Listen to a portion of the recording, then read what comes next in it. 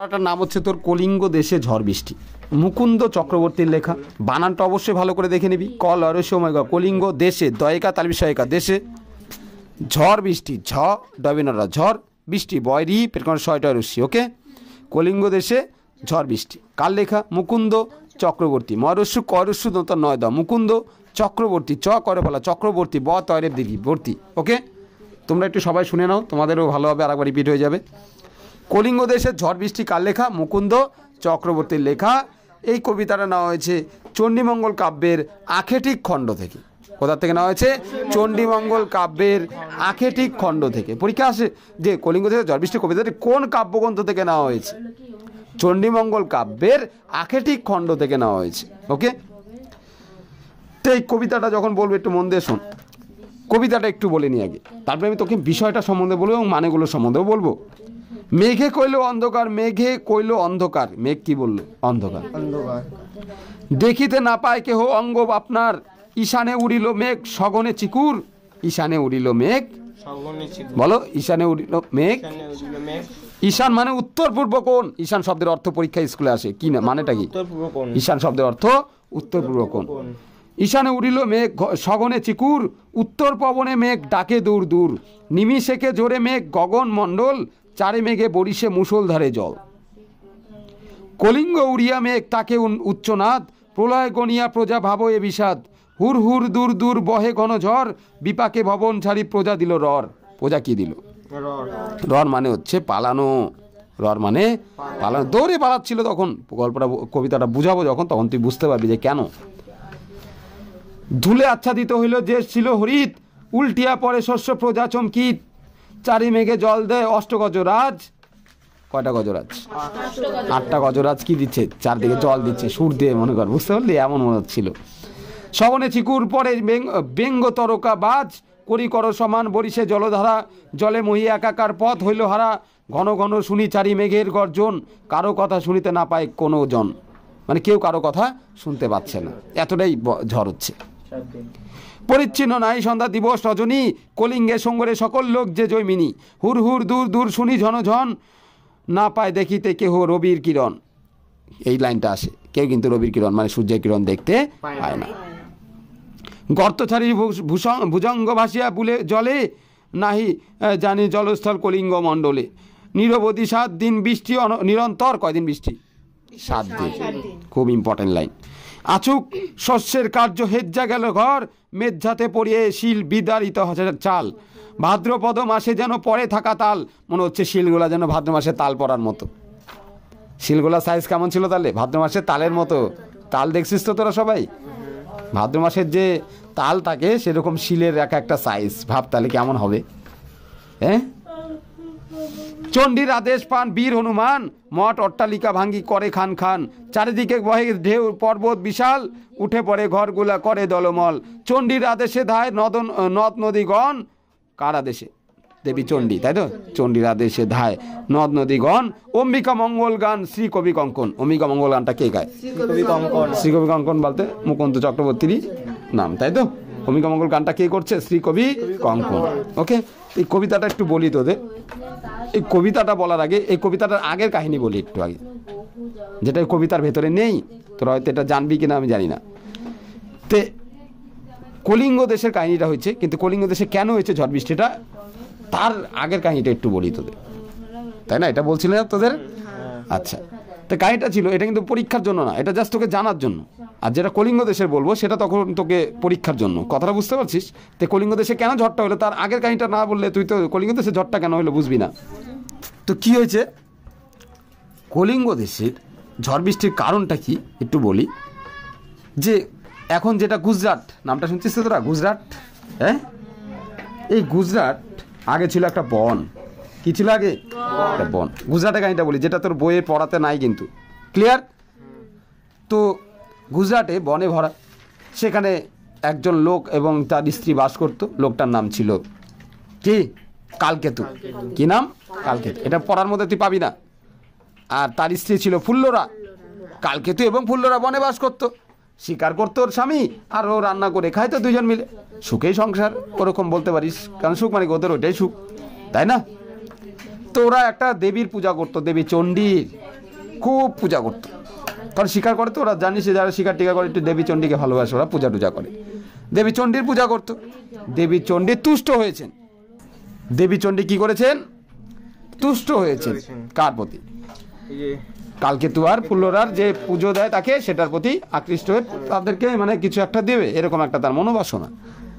তো দেবী চণ্ডী অন্য রূপ ধরে আসে, অন্য রূপ ধরে যখন আসে, দেবী চণ্ডী যখন আসলো তখন একটা রমণীর রূপ ধরে আসে। রমণী মানে বুঝিস, মানে একটা অন্য স্ত্রীর রূপ ধরে আসে।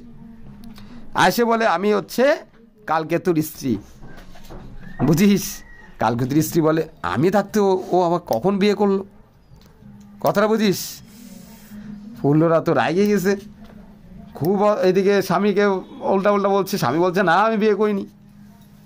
অত্যাচার, যদি এই কাহিনিগুলো আছে কিনা আমি জানি না, আমি এই কাহিনিটা শুনছি অন্য, তাই আমি কিন্তু তোদেরকে জানাচ্ছি, হয়তো এখানে কিছু কম বেশি হতে পারে। ক্লিয়ার? তো এটা যদিও তোদের বই নেই, কিন্তু এই বিষয়টা জানলে তুই পরের পার্টটা বুঝতে পারবি। তারপরে দেবী চণ্ডী নিজের রূপটা নিয়ে আসে, বলে আমি তোমাদের পুজো দেওয়া আমায়, তাই আমি তুষ্ট হয়েছি, তাই তোমরা কি চাও বলো। তখন কালকেতু বলছে আমরা কিছু চাই না, আপনি আমাদের আশীর্বাদ করুন। তখন দেবী চণ্ডী বলছে না, আমি তোমাদেরকে আজ থেকে রাজা বানিয়ে দিচ্ছি, এখানেই হবে তোমাদের প্রাসাদ। প্রাসাদ বানায় দেয়, রাজা রানী হয়ে যায় ওরা। কিন্তু প্রজা কোথায়? প্রজা তো নেই। এই যে প্রজা, তাই ওই পাশেই ছিল কলিঙ্গ নামে একটা দেশ, সেখানে প্রজা আছে, সেই তাদের রাজা নেই, তাই তো? তাদেরকে তো রাজা দিতে হবে, তাই তাদেরকে এখানে নিয়ে আসবে। কথাটা বুঝতে পারছিস কেন কলিঙ্গতে ঝড় বৃষ্টিটা শুরু হইলো? হ্যাঁ, বীর হনুমানকে আদেশ দিল চণ্ডী, দেবী চণ্ডী, যাও তছনছ করে দাও সব। কথাটা বুঝতে পারছিস? এইবার কাহিনীটা বলি। তে কলিঙ্গ দেশে ঘন মেঘে আচ্ছন্ন হয়ে গেছে, অন্ধকার এতটাই গাঢ় যে কলিঙ্গবাসীরা নিজের চেহারাটাও দেখতে পাচ্ছে না, তাই তো? ঈশান মানে উত্তর পূর্ব কোণে ঘন ঘন বিদ্যুতের ঝলকানি হচ্ছিল। ঈশান মানে কি? উত্তর পূর্ব কোণ, উত্তর পূর্ব কোণ ঘন ঘন কি হচ্ছিল? বিদ্যুতের ঝলকানি। উত্তরে প্রবল বাতাস, মেঘের গুরুগম্ভীর গর্জন শোনা যাচ্ছে। মুহূর্তের মধ্যে কালো মেঘে আকাশ ছেয়ে যায়, শুরু হয় মুষলধারে বৃষ্টি, চলে 7 দিন ধরে বৃষ্টি, তাই তো? সমগ্র কলিঙ্গ দেশ মেঘের গম্ভীর শব্দে কেঁপে ওঠে, ধ্বংস বিপদের আশঙ্কা করতে থাকে প্রজারা। প্রবল বৃষ্টিপাত এবং ঘন ঘন মেঘের গর্জনের সঙ্গে ঝড়ের তাণ্ডব চলতে থাকে।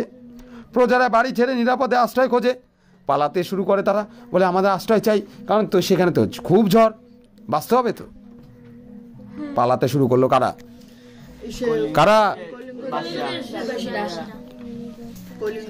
কলিঙ্গবাসী। সমগ্র সবুজ প্রকৃতি ধুলোয় মেখে যায়, যেগুলো ওদের ধান ক্ষেত ছিল, সবুজ ক্ষেত ছিল, সব ধুলোয় ঢেকে যায়।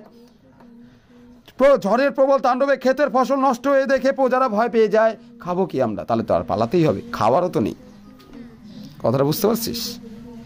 ঝড়ের প্রবল তাণ্ডবে ক্ষেতের ফসল নষ্ট হতে দেখে প্রজারা ভয় পেয়ে যায়, মনে হয় যেন 8টি বিশাল হাতির বৃষ্টিধারা ভাসিয়ে দিতে চায় সমগ্র কলিঙ্গ দেশকে। কয়টা হাতি? 8টা হাতির সুদ দিয়ে যেমন জল, ওরকম জল দিয়ে নাকি মানে এরকম বাড়াচ্ছে জলগুলো, ফোটা। বুঝতে পারছিস ব্যাপারটা কেমন ফোটা পড়ছিল? ভগবান, এমনিতে বৃষ্টি ফোটাটা তালের মতো বলছি আমি আগে তোদের। মনে হয় যেন 8টি বিশাল হাতি বৃষ্টি দ্বারা ভাসিয়ে দিতে চায়। কয়টা হাতি? ঘন ঘন বিদ্যুতের চমকানির সঙ্গে তীব্রভাবে বাজ পড়তে থাকে। বৃষ্টির বেগ দেখলে মনে হয় যেন কোনো বিশাল হাতি যেন ক্রমাগত তার সুর দিয়ে জলবর্ষণ করে চলেছে। কি করে চলেছে?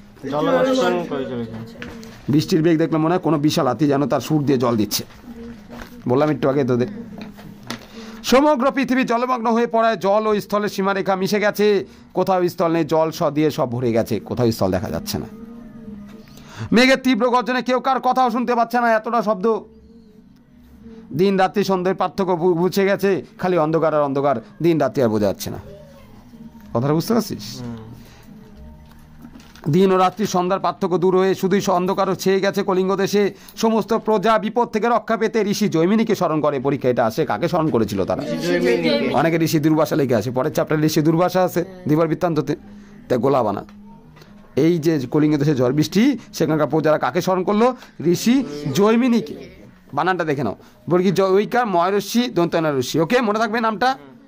বর্গী জয় রশ্মি ঐকার, বর্গী জয় ঐকার, ময় রশ্মি দন্তানা রশ্মি, জৈমিনী, ঋষি জৈমিনীকে স্মরণ করতে থাকে।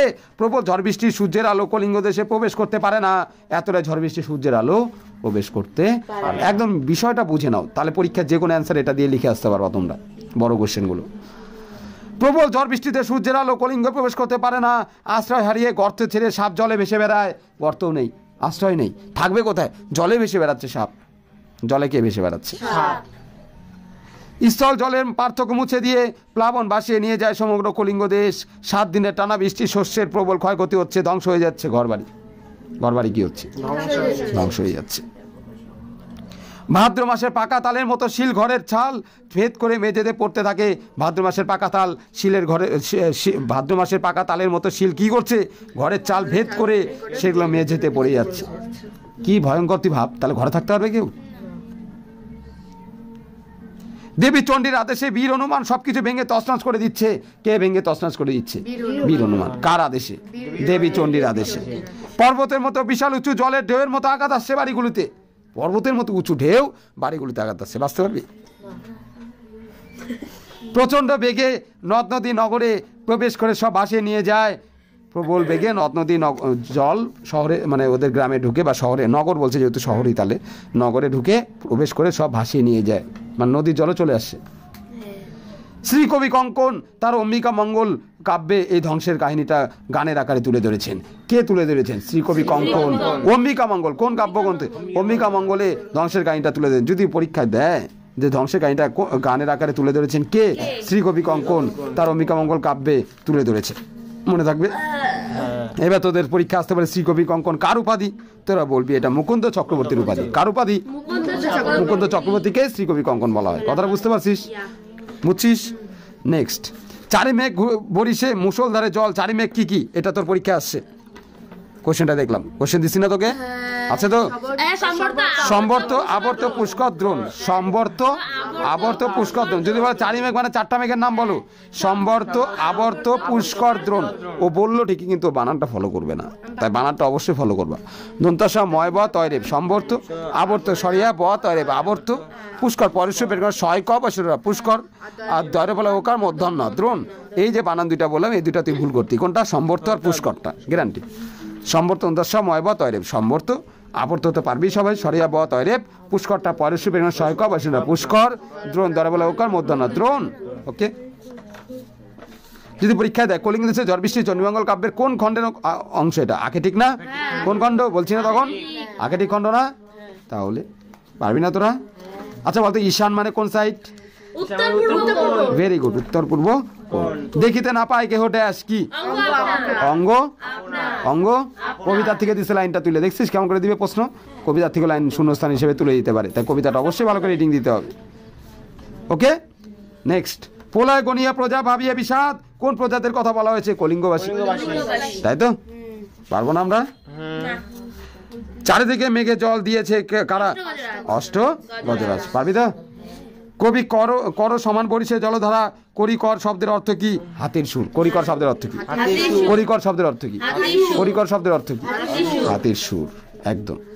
ধুলে আচ্ছাদিত হইল যে ছিল হরিৎ, লাইনটার অর্থ কি? এরকম প্রশ্ন দিবে। ধুলে আচ্ছাদিত হইল যে হরিৎ, একটু লাইনটা আমি বলবো। সবুজ শস্যক্ষেত ধুলে ঢেকে গেল। ধুলে আচ্ছাদিত হইল যে ছিল হরিৎ, হরিৎ মানে কি? শস্যক্ষেত। শস্যক্ষেত ধুলোয় ঢেকে গেল। শেষ। কি লিখবো আমরা? শস্যক্ষেত ধুলোয় ঢেকে গেল। প্রজা চমকিত। কোথাকার প্রজা চমকিত? কেন?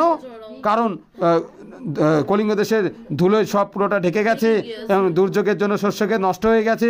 প্রজারা ভয় পেয়েছে, চমকিত হয়ে গেছে। চারি মেঘ জল দেয় অষ্টগজরা। চারি মেঘের নামটা আরেকবার বলবো। সম্বর্ত আবর্ত পুষ্কর দ্রোণ, এটা ইম্পর্টেন্ট। করিকর সমান বরিশে জলধার। করিকর শব্দের অর্থটা কি? করি শব্দের অর্থ হচ্ছে হাতি, আর কর মানে হাত। করিকর মানে হচ্ছে হাতির সুর। করিকর মানে হাতির, করি মানে হাতি, কর মানে হাত। করিকর মানে হাতির সুর। করিকর মানে কি? কলিঙ্গবাসী জৈমিনীকে স্মরণ করে কেন? শিলিগুড়ি বয়েজ হাই স্কুলে আসছে কোশ্চেনটা। কোথায় আসছে? শিলিগুড়ি বয়েজ হাই স্কুলে আসছে। একদম অ্যান্সারটা হয়নি। কলিঙ্গবাসী জৈমিনীকে স্মরণ করে কারণ ঝড় বৃষ্টির সঙ্গে প্রবল বজ্রপাতের হাত থেকে রক্ষা পাওয়ার জন্য। ঝড় বৃষ্টির সঙ্গে প্রবল বজ্রপাতের হাত থেকে রক্ষা পাওয়ার জন্য কলিঙ্গবাসীরা ঋষি জৈমিনীকে স্মরণ করে। কথাটা বুঝতে পারছিস? কেন কেন প্রবল ঝড় বৃষ্টি প্রবল মেঘ ঝড় বৃষ্টি বলি, মেঘ ঝড় বৃষ্টির সঙ্গে প্রবল বজ্রপাতের হাত থেকে রক্ষা পাওয়ার জন্য। মেঘ ঝড় বৃষ্টির সঙ্গে প্রবল বজ্রপাতের হাত থেকে রক্ষা পাওয়ার জন্য কলিঙ্গবাসীরা ঋষি জৈমিনীকে স্মরণ করে। জৈমিনীকে, ঋষি জৈমিনীটা খুব পরীক্ষা আসছিল এই যে ওদের স্কুলে। জৈমিনীটাকে ঋষি পুরুষ জৈমিনী হলেন মীমাংসা দর্শনের রচয়িতা এবং ব্যাসদেবের শিষ্য। মীমাংসা দর্শনের রচয়িতা, ব্যাসদেবের শিষ্য। কার শিষ্য? মীমাংসা দর্শনের রচয়িতা ও ব্যাসদেবের শিষ্য। মীমাংসা দর্শনের রচয়িতা এবং ব্যাসদেবের শিষ্য। কার শিষ্য? ব্যাসদেবের মীমাংসা দর্শনের রচয়িতা এবং ব্যাসদেবের শিষ্য। মীমাংসা দর্শনের রচয়িতা এবং ব্যাসদেবের শিষ্য। ওকে, খুব ভালো করে পড়বা, এটা বড় কোশ্চেন আছে যে কলিঙ্গের সঙ্গরে সকল লোক যে জৈমিনী, জৈমিনীকে তোমরা বলবা জৈমিনী হলেন মীমাংসা দর্শনের রচয়িতা এবং ব্যাসদেবের শিষ্য। আর কলিঙ্গবাসী জৈমিনীকে স্মরণ করলে কেন একটু আগে বললাম, কলিঙ্গ দেশে আকাশে হঠাৎ ঘন কালো মেঘ ঢেকে গেছে, আকাশ